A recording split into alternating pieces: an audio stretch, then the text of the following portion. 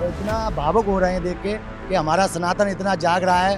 बाबा किसी पार्टी के नहीं है, बाबा किसी पार्टी का विरोध नहीं करते। सनातन धर्म किसी भगवान ने नहीं बनाया, किसी राम ने नहीं बनाया, किसी कृष्ण ने नहीं बनाया। ये हम तो कहते हैं सभी लोग सनातनी धर्म होना चाहिए। चुनाव मोदी पे ही लड़ा जाएगा, विपक्ष तो है ही नहीं। तो पप्पू है, पप्पू पे उनका नाम मत लो।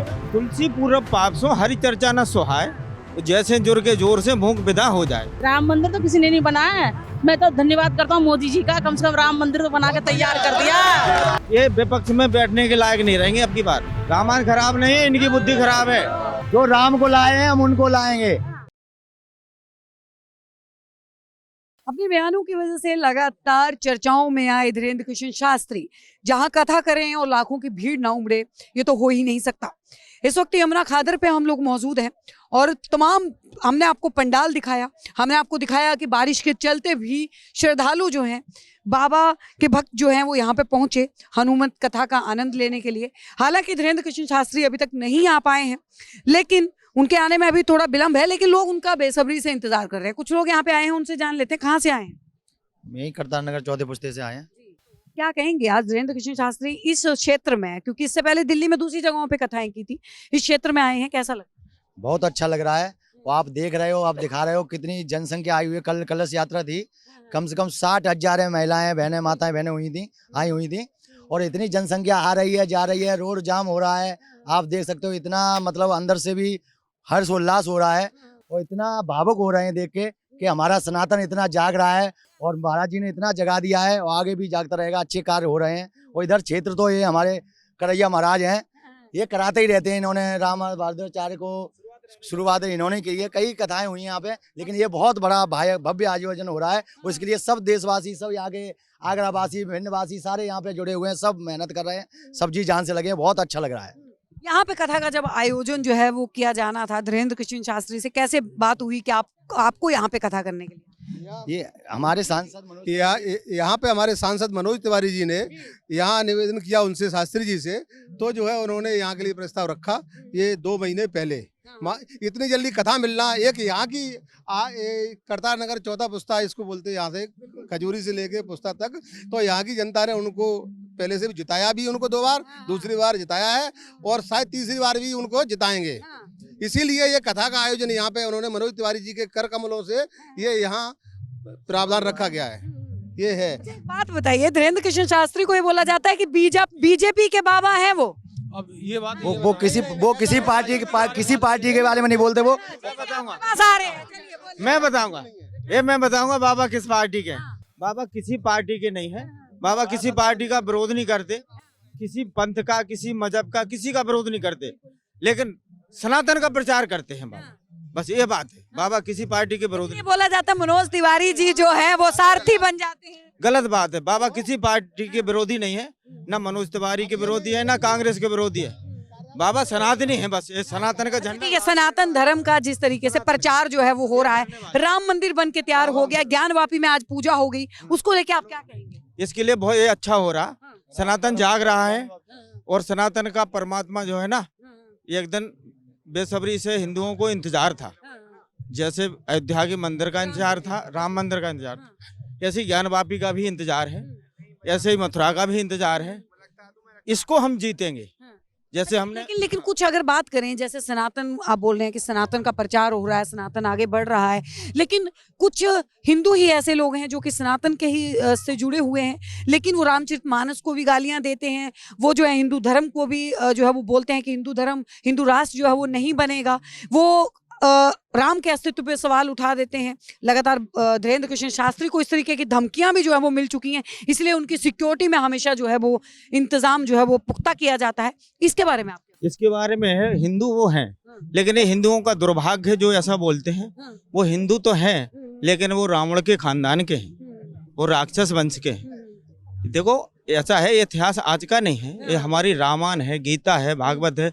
ये किसी राम ने नहीं बनाया, सनातन धर्म किसी भगवान ने नहीं बनाया, किसी राम ने नहीं बनाया, किसी कृष्ण ने नहीं बनाया, किसी ब्रह्मा ने नहीं बनाया, बल्कि सनातन धर्म में भगवान राम ने और कृष्ण ने अवतार लिया है। सनातन धर्म पहले भी था और जो इसका जो विरोध करते हैं मेरी समझ से ठीक नहीं है, ये गलत है। वो हिंदू नहीं है।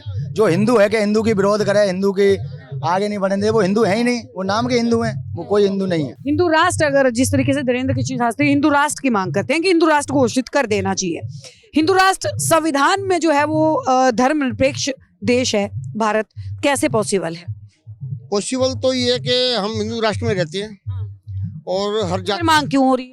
हर जाति को अपनी अपनी मांग करने का अधिकार है। हम लोग अपने को हिंदू मानते हैं तो हम हिंदू राष्ट्र की मांग करते हैं, और जो लोग अदर कास्ट के हैं वो अपनी इसकी डिमांड करते हैं।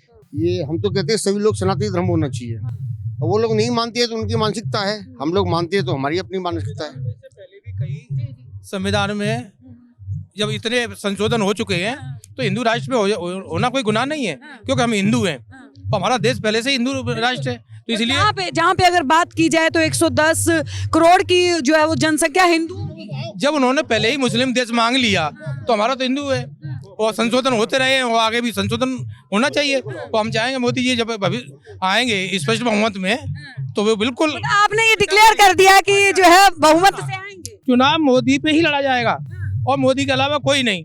ये तो विपक्ष तो ये कह रहा है कि मोदी पे नहीं लड़ा जाएगा, राम मंदिर पे लड़ा जा रहा है। विपक्ष है ही नहीं, विपक्ष तो है ही नहीं। भारत जोड़ो न्याय यात्रा कर रहे हैं विपक्ष वाले, गठबंधन बना रहे हैं। वो तो पप्पू है, पप्पू पे उनका नाम मत लो, पप्पू का नाम मत लो, पप्पू का नाम ले करके तो हमें ही नहीं।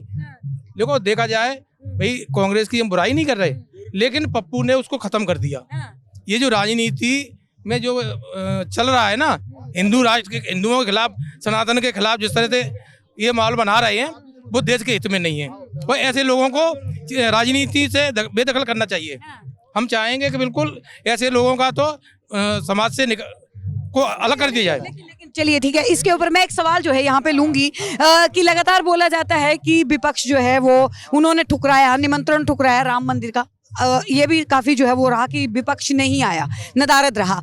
लेकिन अगर बात करें जिस वक्त प्राण प्रतिष्ठा हो रही थी उसी दौरान राहुल गांधी असम के एक मंदिर में जाना चाह रहे थे, लेकिन उनको वहां पे हेमंत बिस्वा ने जो है वो रोक दिया। तो वहां पे क्या मंदिर में जाने से राहुल गांधी को रोक देना, क्या ये बीजेपी की गलती नहीं? बीजेपी की गलती नहीं है, ऐसा है मैडम, तुलसी पूरब पाप सो हरि चर्चा न सोहाय, जैसे जुर के जोर से भूख विदा हो जाए। इनके पूर्व जन्म के इतने पाप हैं कि जो मंदिर में पहुंच ही नहीं सकते। राहुल गांधी मंदिर में पहुंच ही नहीं सकते, पहुंचे कैसे? इनका पाप इन्हें जाने नहीं देता।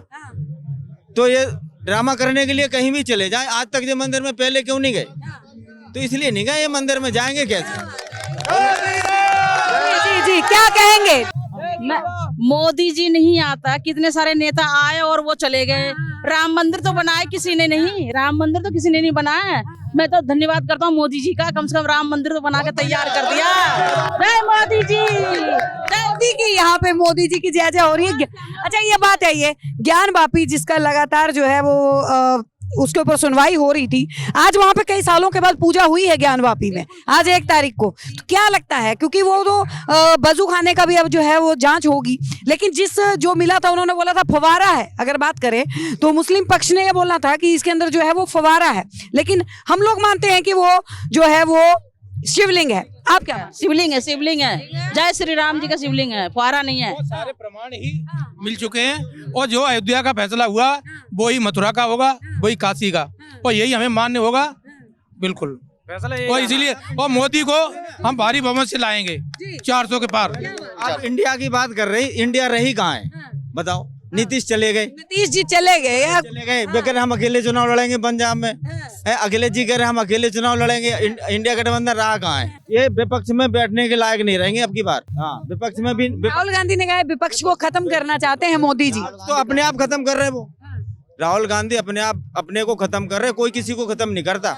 ऊपर वाला जिसको रक्षा करता है ना, कोई किसी को नहीं मारता, अपने कर्मों का फल भोगता है आदमी। जब सनातन के ऊपर इतना इन्हें पता है कि हमारा देश सनातन प्रधान देश है, सबसे ज्यादा हमारे देश में हिंदू हैं, और तुम उसका विरोध कर रहे, उसको तुम कोरोना बता रहे, और क्या बता रहे वो डेंगू है, और उसको क्या बताते वो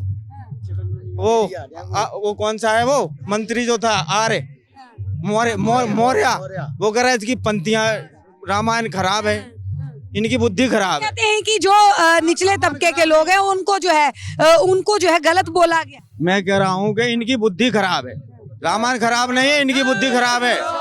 और ये जिंदगी में कभी आने वाले नहीं है। इधर लो। जी जी जी बताइए, हाँ जी, भजन गाना चाहते हैं? अयोध्या अच्छा हाँ, बोलिए बोलिए। मंदिर बनवाया मोदी जी ने,